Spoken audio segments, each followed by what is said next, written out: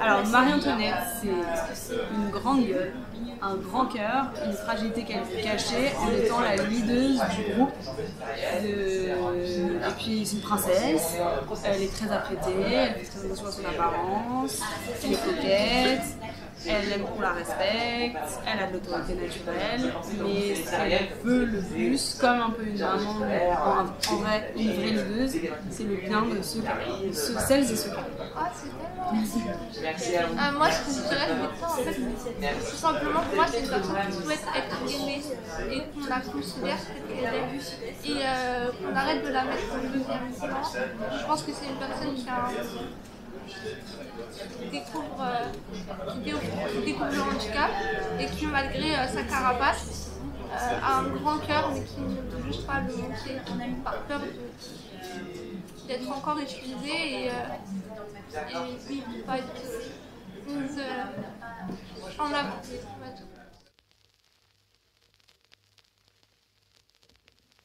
Pour moi, c'est un lycée où il faut être, parce que c'est le lycée qui casse les tabous. Et c'est le lycée où nous, personnes handicap, on est le plus à l'aise, mais où les personnes en situation valide aussi sont les plus à l'aise, parce qu'elles n'ont que des opportunités là-bas en fait.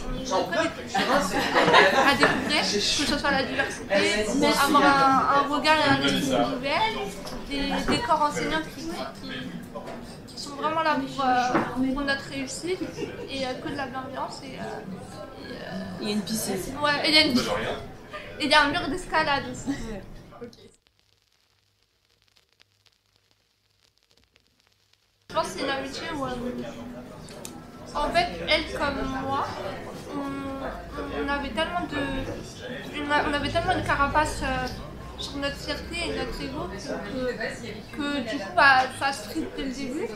Mais après, on découvre l'une comme une autre notre fragilité et en fait, un grand cœur, son personnage comme le mien, on sait que de la bienveillance, on n'a pas un grand cœur, on cède. C'est juste à petit niveau de bien ami. Ouais, c'est des gentils les deux. Et Victoire et Marie-Antoinette, c'est des gentils qui n'assument pas. Ouais, voilà, exactement, franchement, c'est des gentils qui n'assument pas, c'est très bien.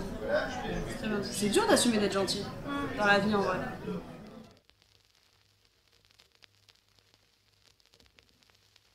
Le choix de la dramédie, je pense que c'était le meilleur choix à faire parce que pour moi ça reflète.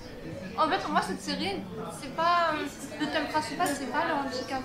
Comme l'a dit Fanny, pour moi, c'est une série où le lycée en fait, c'est une série de teenagers. Donc le handicap, c'est juste une caractéristique de cette série. Et c'est pour ça que le fait que ça soit une dramédie, c'est ce qu'il faut en fait, parce que dans la vie quotidienne, notre vie quotidienne, tout n'est pas fait de drame et tout n'est pas fait de rire, quoi.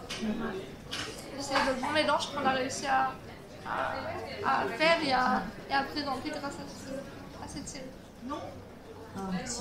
Comment passer après elle? C'est chiant à chaque fois. Désolée. Moi j'ai adoré, moi j'ai beaucoup ri. Il y a beaucoup de moments où je me mordais les joues, où je me pinçais très très fort les cuisses pour pas rigoler. Adi Deby qui joue Reda, c'est dur de tourner. Moi j'avais déjà tourné avec lui dans Toon Souris, il est tellement drôle, genre au quotidien, à chaque moment de la vie. C'est une fois qu'on se connaît tous et qu'on nous met tous d'une autre. Ouais, c'était dur au niveau du rythme, on était fatigués, on jouait les scènes compliquées, comme Leslie on se mettait à poil. Mais franchement, 50% du temps, on se marrait. Franchement, on a beaucoup ri. Et c'est hyper important que les gens soient sensibilisés aussi par leur rire. C'est pas que... c'est pas parce qu'on parle de choses graves, finalement, tout est grave, tout peut l'être, faut qu'on mette l'ambiance, quoi. On a le droit de rigoler. Et on a le droit de rigoler de choses qui peuvent être tabous. Enfin, il faut justement casser ça. C'est important.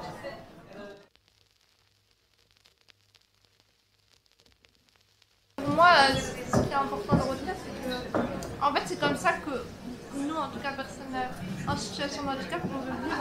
C'est comme ça qu'on veut côtoyer les gens, c'est comme ça qu'on veut que les gens se comportent avec nous. Et je trouve qu'en fait, ça change la mentalité des gens et leur comportement. Et que du coup, comme nous, on a oublié, le fauteuil, on a oublié tout ça, on aimerait que ça soit pareil pour tout le monde. Ouais, moi, plus spécifiquement l'accessibilité de la rue, des lieux publics, des lieux privés aussi, genre les cinémas, les centres commerciaux, les transports en commun, hyper important, et les lycées.